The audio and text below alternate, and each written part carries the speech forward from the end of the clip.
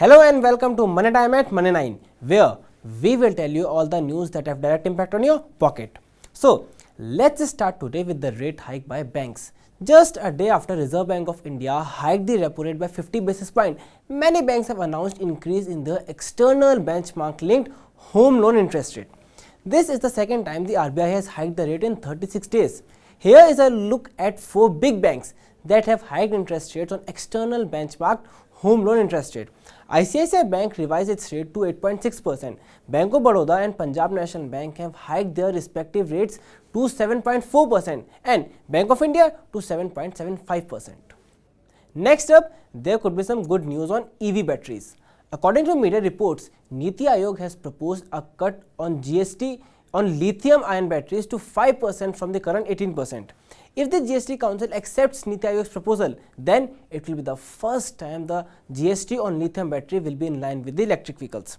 The final decision of cut will be taken by the GST Council. The Niti Aayog chief Amitabh Kant had last year proposed to government authorities to initiate GST rationalization on the lithium-ion batteries. Next up is not a good news for people who think banks are safest.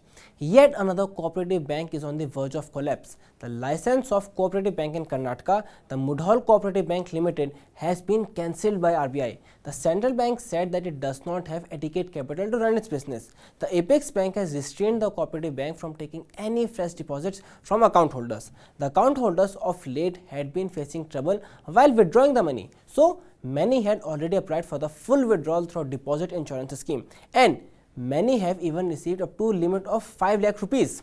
The RBI has also said that more than 99% of the bank's account holder are entitled to receive full amount of their deposits. Now, let's see which food items have become costlier in last 1 year. According to Department of Consumer Affairs, prices of tomatoes have risen the most in last 1 year. Tomato prices have risen more than double in last 1 year. Currently, tomato is being sold at an average price to 52 rupees per kg. According to media reports, traders at Tomato Hub in Karnataka have said that they expect tomato prices to remain elevated for at least next 2 weeks.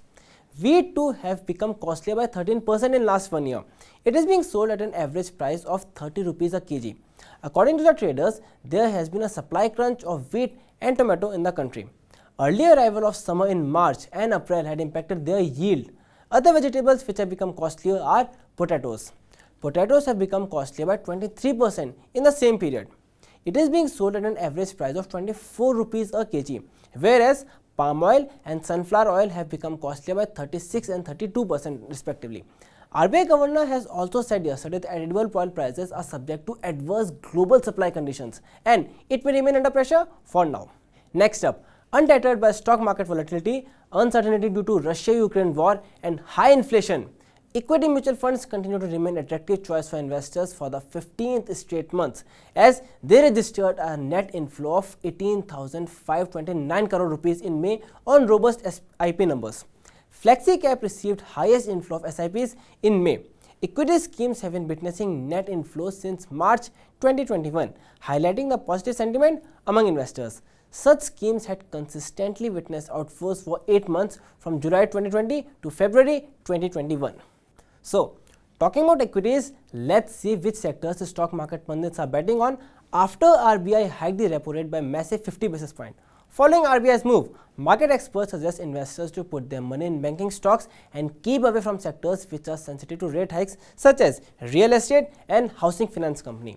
Yash Gupta, who is equity research analyst at Angel One, said rising interest rate tends to be positive for banks. He is more positive on private lenders as compared to state-run banks. He suggests investors to buy Federal Bank, STFC Bank and AU Small Finance Bank. While A.K. Prabhakar, who is head of research at IDBI, has advised investors to put their money in Infosys, Tech Mahindra, L&T Infotech, Zensar Technologies and Birlasoft.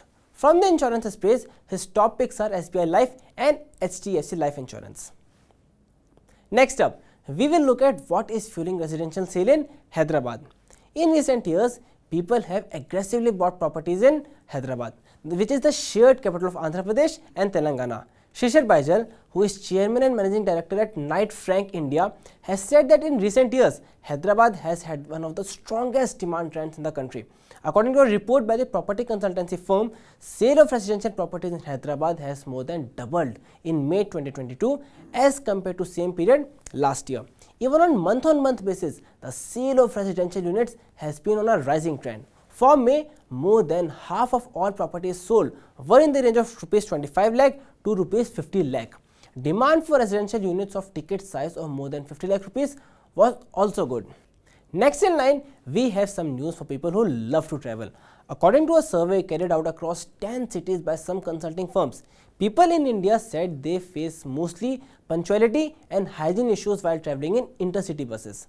The survey found that these problems were common not only in non-AC buses but also in premium AC bus segment or in affordable AC bus segment as well. It was also found in the survey that 58% of people choose intercity bus ride just for a leisure travel. Well, it's not only that EVs are getting cheaper, even beer prices may fall in coming days in Punjab according to new excise policy of AAP-led Punjab government. Liquor prices in the state are expected to fall 30 to 40% from July 1 onwards. A spokesperson of Chief Minister's office has said that new excise policy intends to eradicate illicit smuggling of liquor in the state from neighbouring union territory, Chandigarh and Haryana. Liquor smuggling from Chandigarh and neighbouring Haryana has been a major challenge for Punjab government. The prices of liquor, including those of Indian-made and foreign liquor and beer on average are 30 to 40% higher in Punjab compared to the prices in Chandigarh and Haryana. But according to the changes made in the excise policy, the liquid and beer prices are expected to fall 30 to 40% in the state. Now it's time to take you on a ride on Volkswagen's brand new Volkswagen Virtus. German car maker Volkswagen Group has launched the all-new mid-size sedan Volkswagen Virtus in the price range of 11 lakh to up to 18 lakh rupees. The pre-opening for the car has already opened. German car maker claims that the newly launched sedan has the largest boot space in the segment. The German car maker has also claimed that the Volkswagen Virtus will be the largest mid-size sedan in the country. It will compete against its rivals like Hyundai Verna, Skoda Slavia, etc. And in the end, we talk about not plastic money but metal money. So far, debit cards and credit cards which we use are made of plastic. But very soon you may see banks issue debit and credit cards which are made of metal.